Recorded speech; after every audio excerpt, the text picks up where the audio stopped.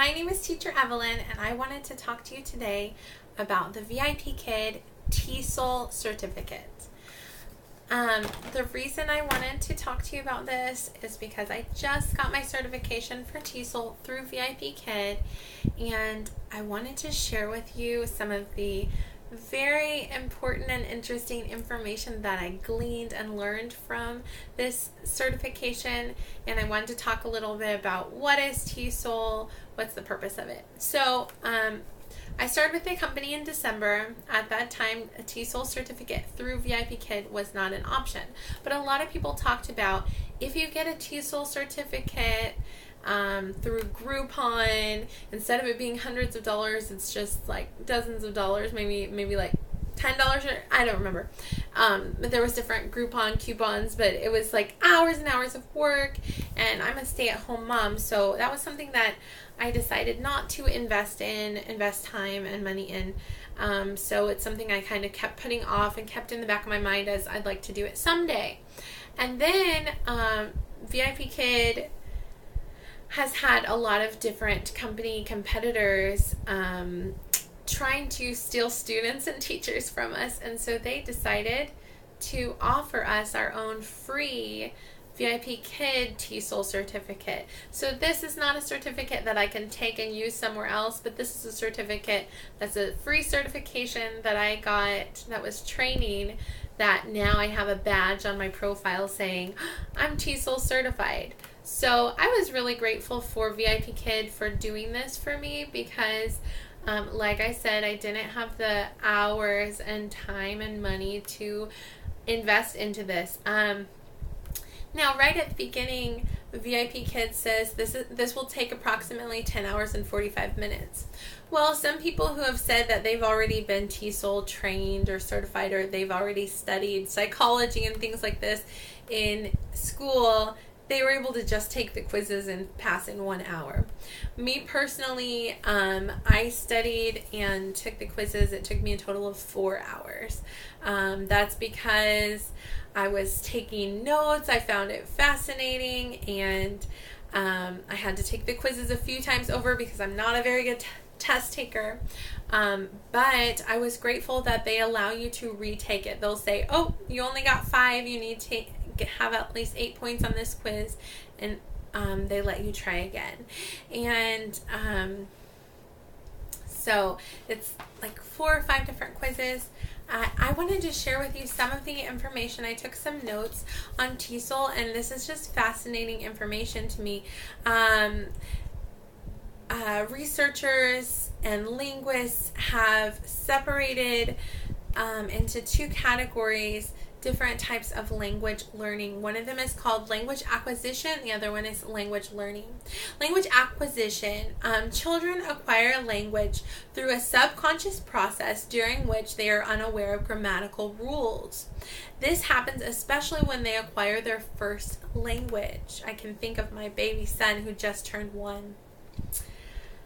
They repeat what is said to them and get a feel for what is not correct. In order to acquire language, they need a source of natural communication, which is usually the mom or dad or caregiver. Now that's language acquisition.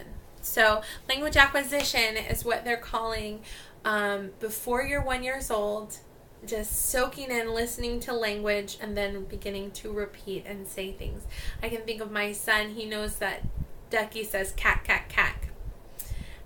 All 3 of my children have been exposed to English and Spanish since infancy, and so they now I have an almost 4-year-old, a 2.5-year-old, and a 1-year-old, and they are able to listen to and understand Spanish and English equally.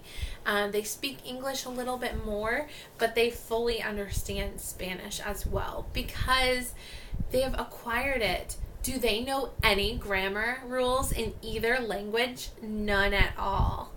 But they speak and they understand both English and Spanish. So they have acquired it. Language learning, on the other hand, and I think of my husband. My husband's first language was Spanish. He learned that from infancy, and he learned English as an adult coming to America. Me, I learned English from infancy, and I learned Spanish as an adult. And so we are both language learners. We're both bilingual, but we still make grammatical errors because we didn't acquire it from infancy.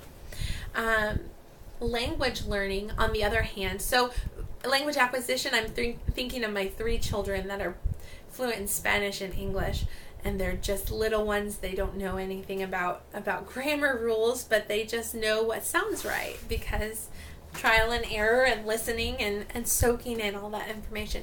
Language learning, I think of my husband and I. We both learned a second language fluently as adults.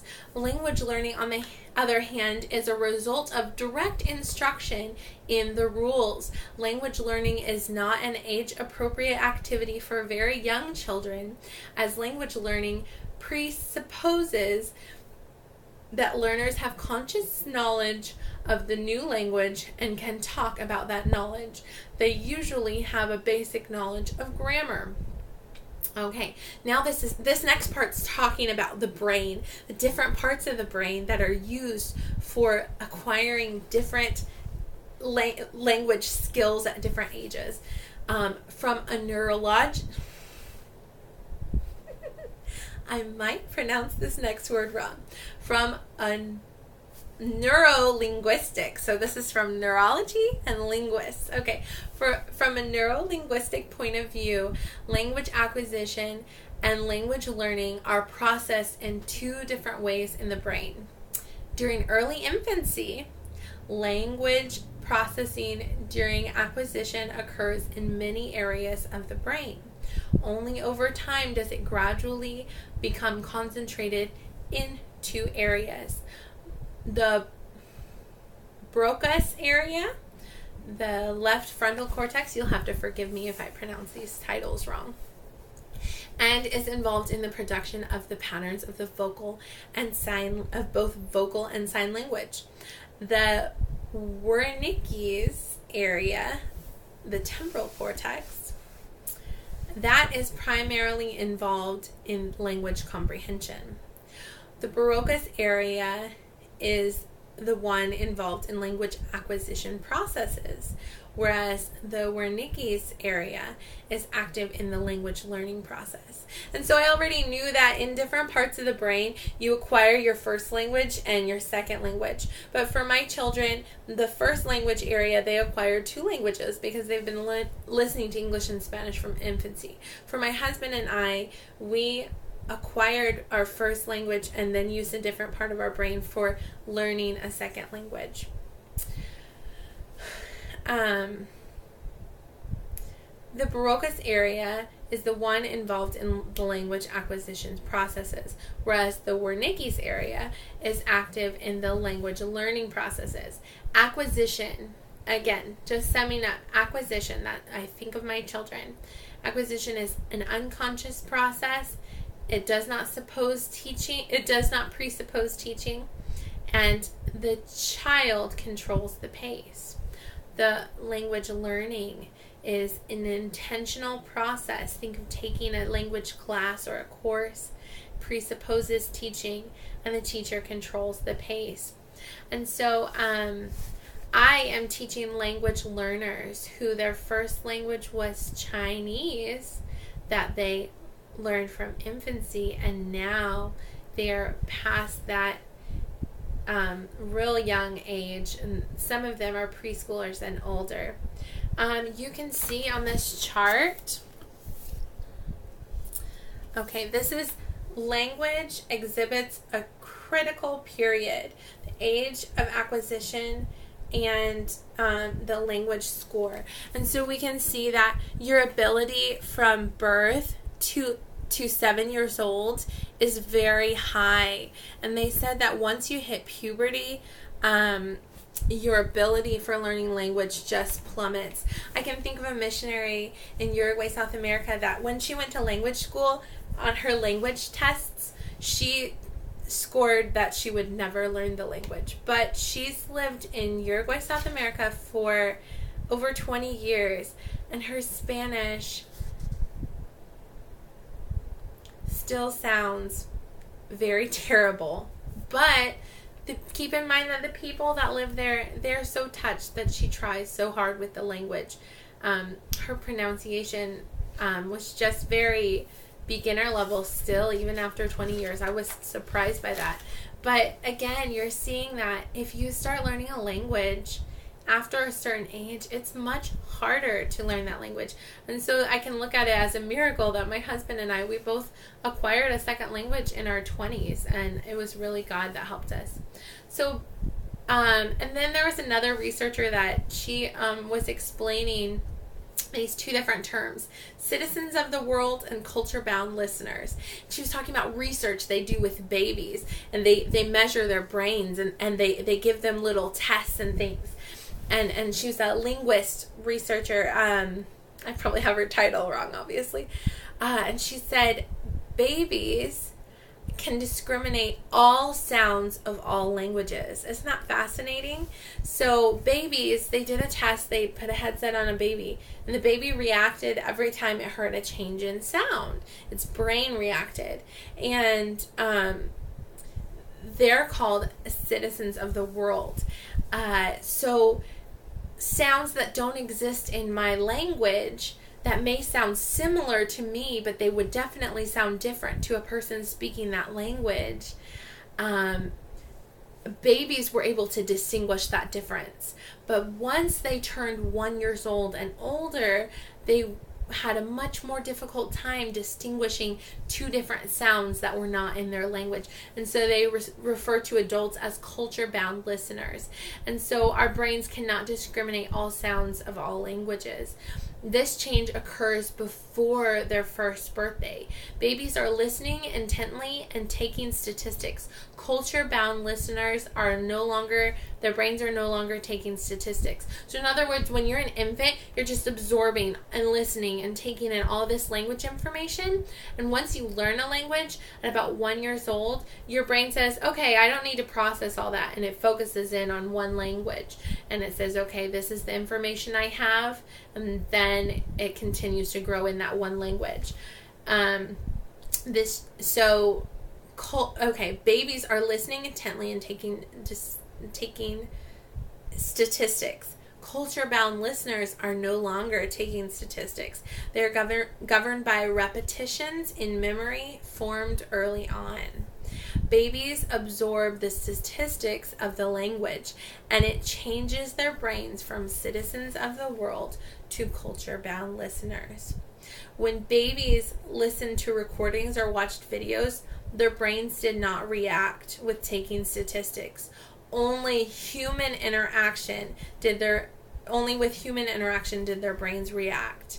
We are social beings. Isn't that fascinating? So if you set an infant in front of a TV or just turn on a radio, the infant's brain isn't lighting up and soaking in this information. But when you set a caregiver or a mother or a father or just a brother or sister, anyone, human being in front of them, and that person is speaking to them, their brain is lighting up and soaking up, oh, this is important knowledge for me to know. Isn't that interesting? We're social beings. We're not meant to be in front of a screen 24/7. Okay, so on topic 2, we talked about behaviorist theory on language acquisition and language learning. So there were 2 main theories, the behaviorist theory and the mentalist theory. And I don't know how much I want to talk about all that, but the behaviorist theory is that infants learn oral language from other human role models through a process involving imitation, rewards, and practice. And we went on to learn more about theories from different linguists in the past and over the years.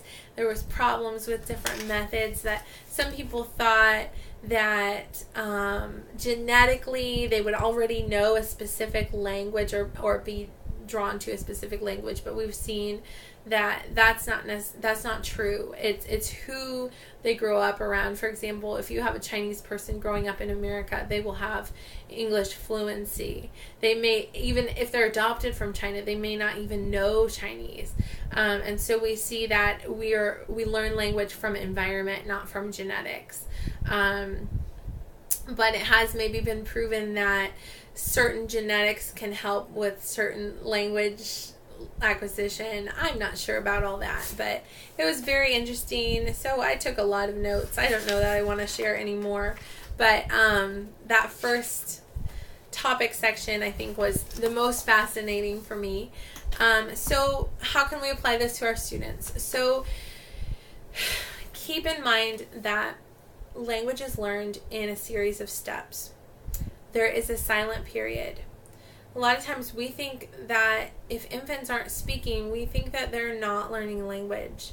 But the truth is that research shows that infants soak up that information and they know over 100 words and understand it before they ever speak one. So before my baby said mama, they already knew 100 words and understood. And so our children are soaking up and understanding. I remember when I was in language school, I lived in a dorm with all Hispanic girls, and I would sit in the cafeteria and I would just listen to conversation and try to pick out words, and my brain would hurt. I would be so exhausted. I would need to take long naps and I would get horrible headaches because just listening all day long to another language, my brain was trying to soak up all this information, and it was overwhelming, and trying to process it. And it was information that my brain has already moved on to being focused on one language, and so it was difficult for my brain to try to go back